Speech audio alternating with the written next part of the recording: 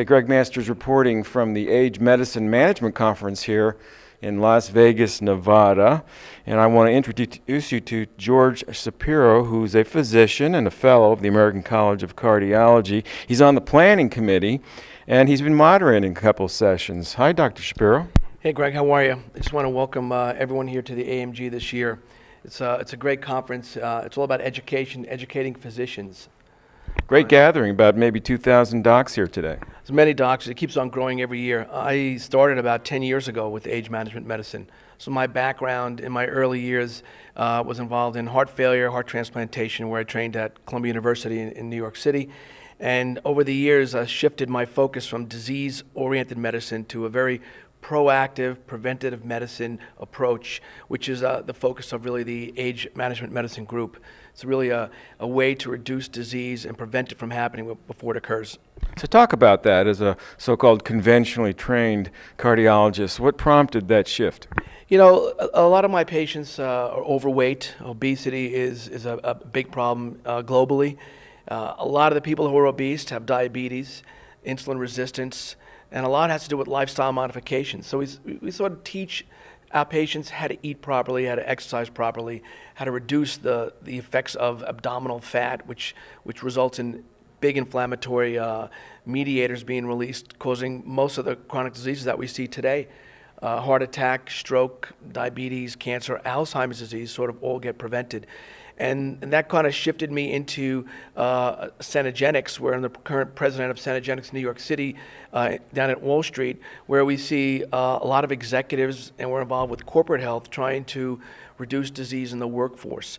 So that a lot of these companies have healthier workers, a better return on investment, less people getting sick. And the whole concept is reducing disease, making people feel better, more energy, more focus, lean, less abdominal fat, the toxic, dangerous fat, better lean muscle, and better focus. So talk about Cenegenics. What's the background on the company? It sounds pretty promising. Cenegenics has been around since 1996. I became involved with Cenegenics in 2005. And again, their approach is, really to teach people how to eat better, exercise better, and more of an optimizing their hormones, sort of bringing their hormone levels up to upper limits of normal. And there's many different hormones. It's not just about testosterone. It's not about growth hormone. It's about a whole complex of hormones, reducing insulin and cortisol that hold on to body fat, increasing your thyroid and adrenal gland. As we get older, our hormones decline. We have an endocrine dysfunction, and we get subclinical hypothyroidism. We have adrenal insufficiency. Our sex hormones decline, and we tend to age, not only from the outside, but from the inside. So, our main approach is to really slow down aging, age management medicine. You really can't stop aging. We kind of coined the term age management medicine. We slow down the aging process. So we're more focused in on preventing, very proactive approach, optimal medicine. So for someone who's interested in this different focus of practice, what's the starting point for them? I think this should be the focus of everyone's practice right now.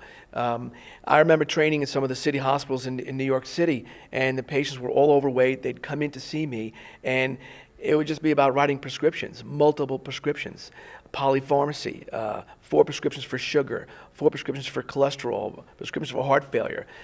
Patients are on 15 medications a day. That's no way to live. And all they care about is setting up their pills in the morning. 5 for breakfast, 5 for lunch, 5 for dinner. So we can prevent all this. And the best way to prevent it is to just really change lifestyle, eating foods that are more organic, reducing gluten in our diets, having non-GMO foods that don't contain hormones and antibiotics, all to boost your immune system, make your immune system strong, and reduce, frailty. And when you live well longer, basically. Better quality of life, stronger bones. So how is some of the new biotechnology informing these kinds of interventions? This conference that we had this year at the AMG is incredible.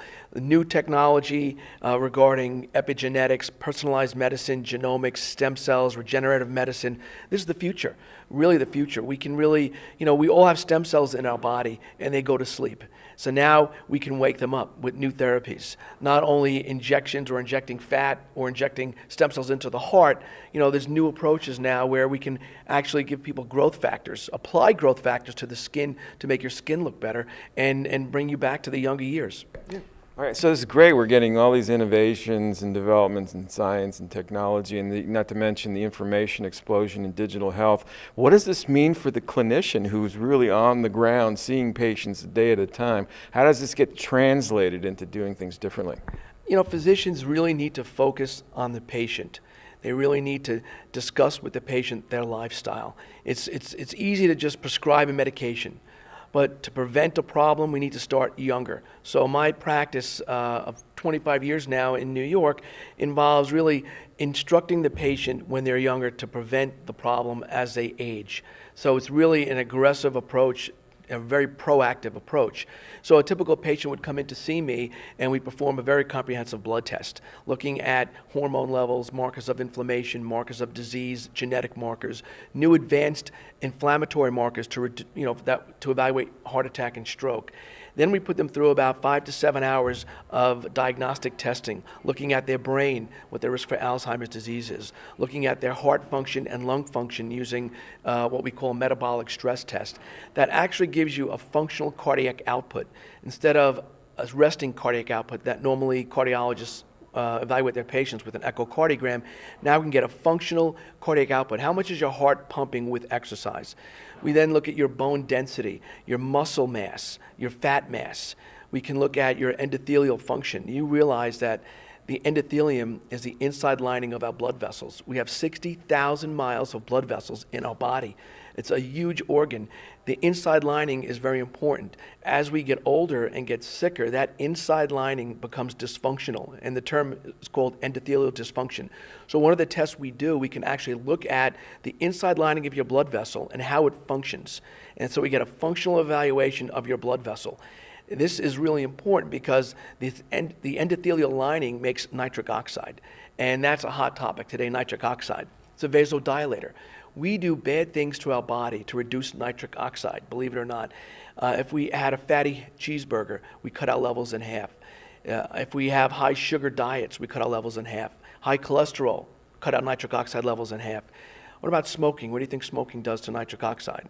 Not good. Reduce it to 0 for 6 hours. We have no protection. So nitric oxide is our main protector. It's anti-heart attack, anti-cholesterol, anti-atherosclerosis. So we now can measure your nitric oxide level in your body. And what we can do is make recommendations to raise it. We look at how flexible you are, how strong you are, your resistance training. We get a baseline of your brain function. As I mentioned before, we look at different types of memory, composite memory, verbal memory, visual memory. We look at something called processing speed, your executive function, your neurocognitive index. All these things give us an idea of, are you going to get Alzheimer's disease? How can we reduce Alzheimer's risk, and so on. So, after you're there the whole day, then we'll sit down with you and you spend 2 hours face-to-face with the doctor. And in these 2 hours, we look at all your blood test results, look at all your diagnostic test results, and I'll get a good idea of where you're at, and I can recommend a program going forward.